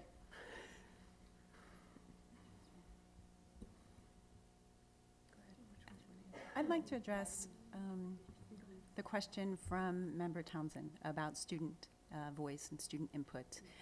Thank you for bringing up that issue, because it is, for me, through as WAS coordinator and throughout this process, for me, it's one of the issues that I'm most passionate about.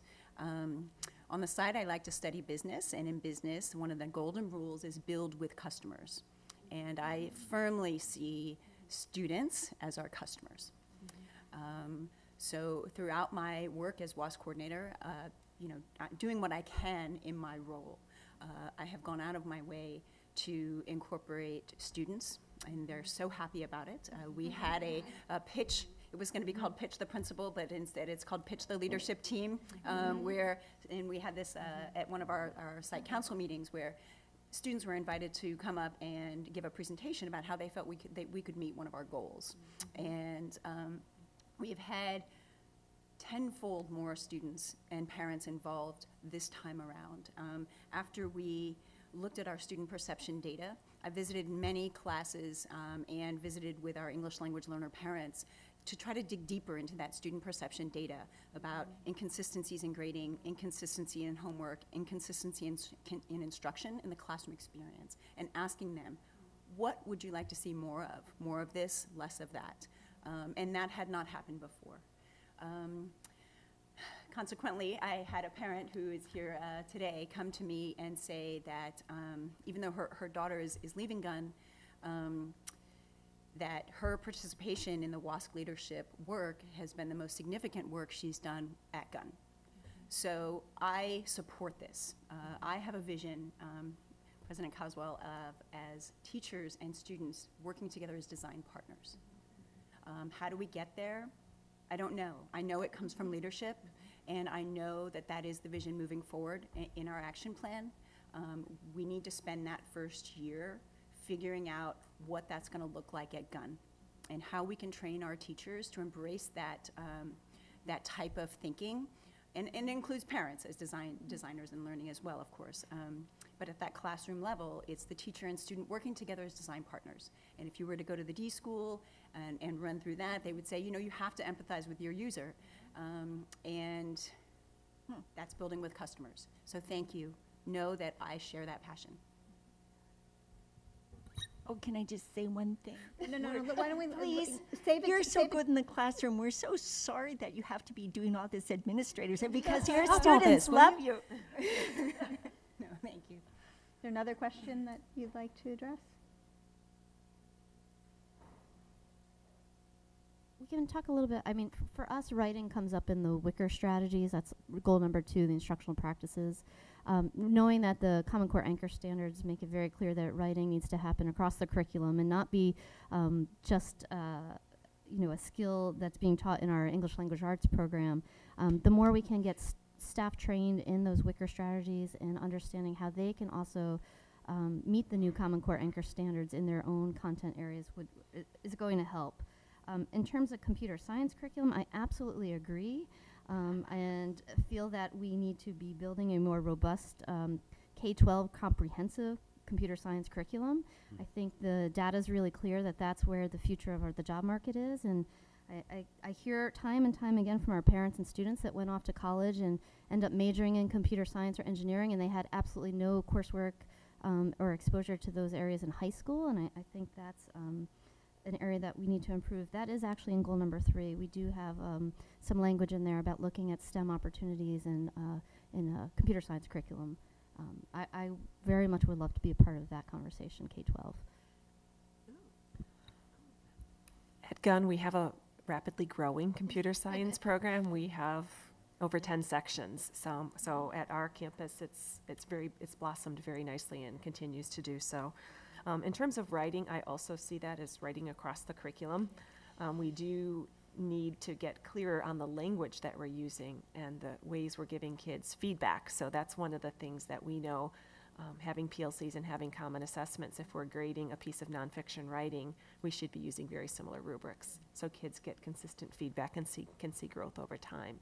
So those are some of the strategies that we want to make sure that we employ as we work in PLCs to align.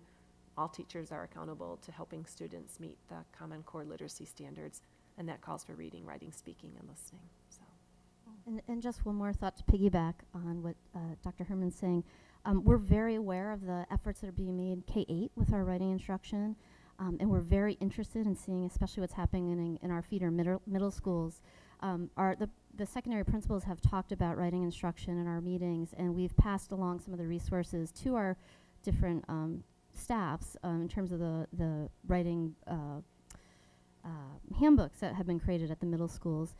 We also, at Palo, we have a few English teachers and even some social science teachers that are going to be going to JLS in the next week or so and helping them with doing some calibration of essays and scoring some of the writing. So we're trying to bridge that gap or at least improve that articulation between our 8th and 9th grade teachers so that we really have an understanding of the K-8 program and how we can scaffold and build from there at the high school level. So that is some work that's happening right now. If you want to comment on one more thing, and then we're going to go to board comments. Well, I think I'll go with the how do we make the plan adaptive. I think that one of the things that Meg and I focused on was trying to get as clear as possible for the first 3 years. Because that can bring a vision and these goals to life is by people seeing concrete steps that are going to move us forward. But after 3 years, we started to have a much more difficult time projecting how long something was going to take because so many of these things have a domino effect. So we did do, I would say our years 4 and 5 of our action plan are much looser in terms of knowing that it is going to be adaptive. Part of the WASC process also calls for a 3-year reflection. So not only will we be reporting to you annually, but we also need to either internally do a summary, what have we done, what adjustments do we need to make, and then make those plans. It could be just internal, or we could have another one-day site visit. That's something each of our visiting teams will let us know what that midpoint review will look like. But we really see this being something that you know, you have a plan, and that's to keep your work organized, but it's not a script. And so that's why we also see having an administrator and a teacher leader being a person who can oversee this, so that they keep that like we said, if we selected the right drivers, which I think we did, those critical learner need areas are going to continue to be critical. What could change are some of the actions or some of the timelines. And that's why we want to have dedicated people there who are really honoring those decision-making things we'll need to make along the way. Do you want to add anything, or should we go to board comment? Our plan looks very similar. It's the same idea. We even our department action plans are really based in looking at the next 3 years, what that would look like. Again, knowing that we have to report out in 3 years, and we can adjust if we need to then. Okay. Board members, why don't we just go down the line here? We have about 15 minutes. I actually would like to leave a few minutes at the end for the superintendent to, okay, 2 minutes each. Ms. Townsend, can you stay within the? Well, first of all, thank you. This is always really exciting. Love coming to your campuses, love being in your classrooms, love seeing TED and everything else going on that you guys do. It's when it comes right down to it, what as a board member I ultimately want to see is a great relationship between a teacher and a student. So all of your comments, I thought, how does this impact that relationship between the teacher and the student? Do we need more student or teachers in order to accommodate the various needs of our students, whether it be in English, computer science, other 21st century skills? What do we need to do with regard to get that? So if there's one thing that you come out of here with saying, well, what does the board want? I can tell you, in my estimation, when the kid comes home and you sit around the dinner table, it's about what did you learn in class today? Oh, you won't believe what my teacher did, blah, blah, blah. It's always ultimately about that relationship. And if your WASC and site council conversations ahead keep coming back to that teacher relationship, and what degree do we need to asking for money on various things is okay, but for me, I'm always into more teachers for more students to meet the needs of the student passions. And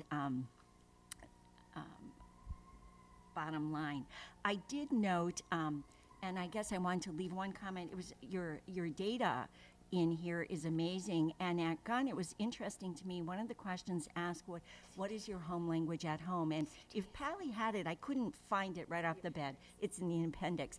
But so it was a party question. I asked people about what are the first 4 languages at home, conversed at home at Gunn, and it is, just so you know, English, Mandarin, Spanish, and the 4th, Korean. So it's very interesting to me in meeting the needs of our students and the reflections of our international community here. Those numbers were interesting to me, and Mandarin is very significant home language for so many of our students. So I don't know what it is at Pally, but what else do I have to say? Not a whole lot other than back to Dr.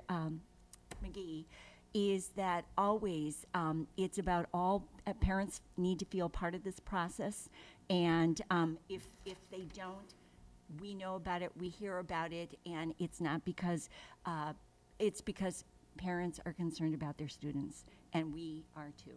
So we just want to keep that front and center, that we don't just push out information to them, that we pull in information from our diverse group. So thank you. Thank you. Mr. Dauber.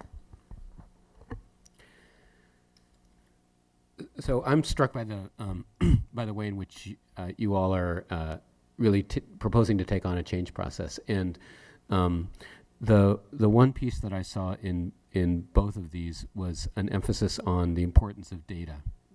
And I think that actually goes to what Ms. Townsend was saying. I mean, one of the roles of data is to create an understanding of the situation that makes it clear to all of the stakeholders that there's some areas we're doing well in and some areas we're not doing so well in, and we need to improve in those to kind of break the commitment to the status quo ways of doing things.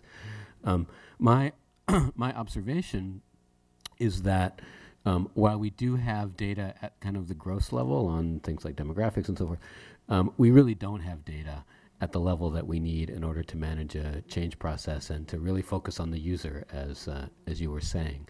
So I would expect to see from staff, from Dr. McGee and from you folks, a request about what you need in order to actually make that happen. We have a new data director starting, but he shouldn't be in a room by himself, right? I mean, he should. I mean, I think we have a real. If we think about $180 million or whatever it is that we're spending a year, we should have a much more robust data gathering and use operation than we have. So I really invite you all to do that, and I think that will create a virtuous cycle where we can demonstrate the existence of problems, demonstrate progress against them, and then build up credit for solving them. So that's one. There are some specific areas, I think, that leapt out to me as I read these. One I highlighted already is the achievement gap. Another is the importance of continuing to focus on social and emotional learning. At Gunn, one of the things that the availability of data in the past has driven is a sense about the importance of improving our counseling program. We haven't had a chance to talk about that, but I think it's important as you work with the master schedule to look at the recommendations of the GAC, which really did drive out of data about the strengths and weaknesses of our counseling program, and to take those to heart.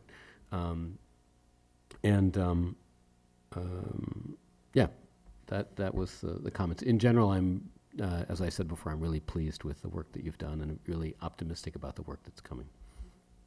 Ms. Godfrey. Thanks. So as I reflected and as I was reading these, the first thing that came to mind was that there's a special place in heaven for high school principals. Like the number of things that happen and the number of interactions and relationships and the thousands of kids that you take care of on our behalf is just staggering, and I bow down to you. And I know your staffs support that every day, and it's just warms my little cold heart.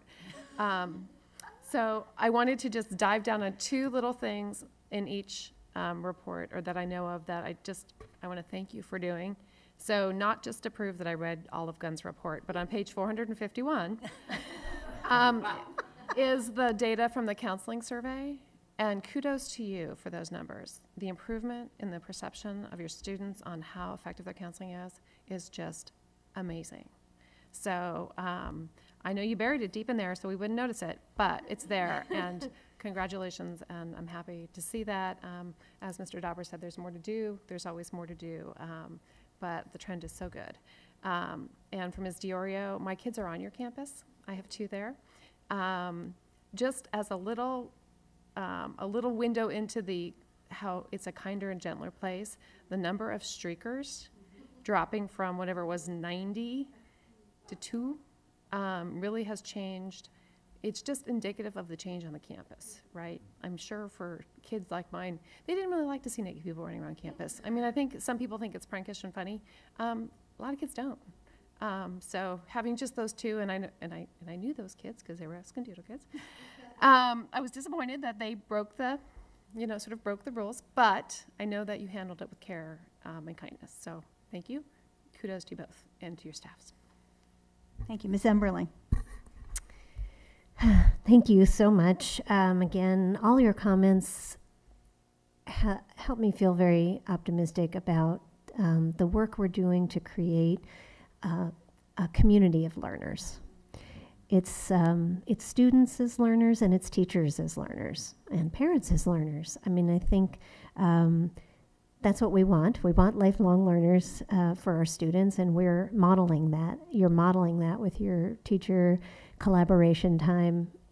It's good modeling for the student collaboration work that we're introducing. I was at a Hayes Elementary School coffee this morning with the principal, and we were talking about that we're not just teaching math, we're teaching children, and keeping children front and center is what I'm hearing from all of you. So it's wonderful to see, and I think we're lighting fires of curiosity, going back to the quote, education's not the filling of a pail, but the lighting of a fire, and I see that here. So thank you so much for all your work. Well, I mean, I think we've all appreciated appreciated this time, but really appreciated all the work that's been done by you and your communities. Having the time for reflection isn't a luxury, it's critical. And this process forces you to do reflection.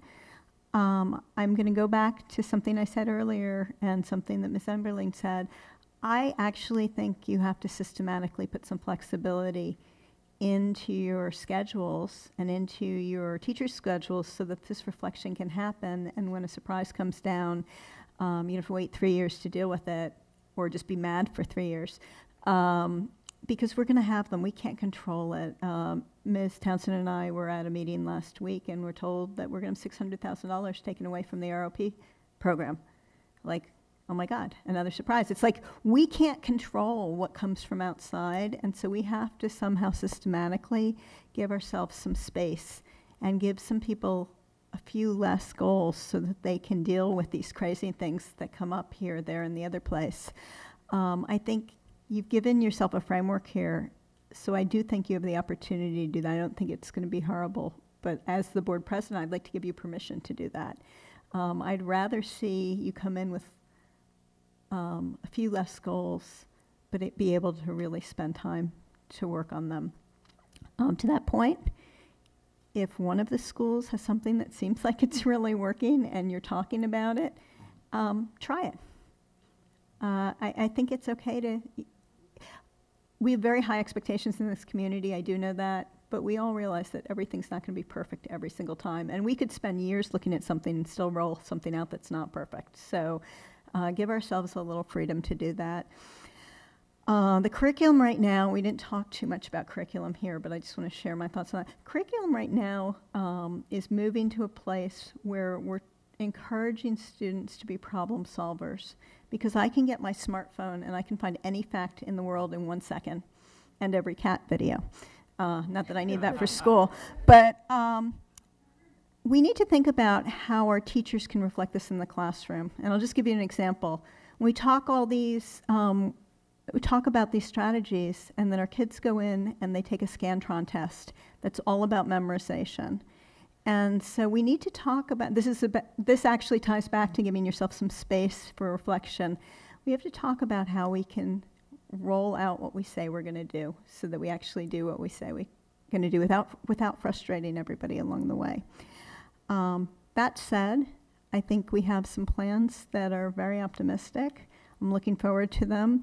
The idea of increasing student engagement, I love the driver thing that you talked about, Ms. Herman, or Dr. Herman, and not forgetting about academics, which are also really important in this district, making sure we have a good balance and we don't take ourselves to one side of the ship and forget about the other side. So I want to thank you for doing that, and I look forward to working with you to make sure all these things happen. Now I'm going to turn this over to Dr. McGee. Thank you, and I really appreciate how this is such that this really is a perfect balance of the district vision with the school autonomy. Just the opening comment about moving from great to greater to greatest was something we started at the beginning of the year with. I appreciate how you've aligned your goals with the district's vision and goals, and those are very easy and clear lines to see. The way we've emphasized at the district level, both specificity of metrics, and these are multiple metrics, in the sense that decisions need to be driven by both qualitative and quantitative data, which you have used. These goals are really evidence-based in their generation. I appreciate the commonality in the goals, especially the consistency, and how that's such a nice fit with the district goals. The fact that you're addressing the achievement gap, because things are going to change if we do things the way we've always done them. And it is time to address that, and the talent development piece of that as well. I admire that you're taking this on as a cultural shift, because it is a cultural shift. You're doing it through an inclusive, evidence-based process. And whatever I can help in our team, if nothing else besides support, a sense of urgency. And I've always said these kind of documents are a good place to put $100, because they'll be here 5 years from or 6 years from now, right? When you redo them, you won't lose your money. I have a sense that these are action driven, and that wouldn't happen here. So just support that. There is a sense of urgency. There's a sense of urgency for consistency. There's a sense of urgency. We cannot let 1 year, more year go by without the achievement gap. There's a sense of urgency to change the bell schedule. So, over a gun, you have our full support to get moving on that at 12:02. Thank you, and the staff, thanks for the support. But we are all in this together, and I hope that we can share this with all your teachers and faculty, staff, parent community, that this really matters deeply to those who matter most, and that's our students. So thanks again. Well, thank you. Go back to schools and do your great work. Do good work.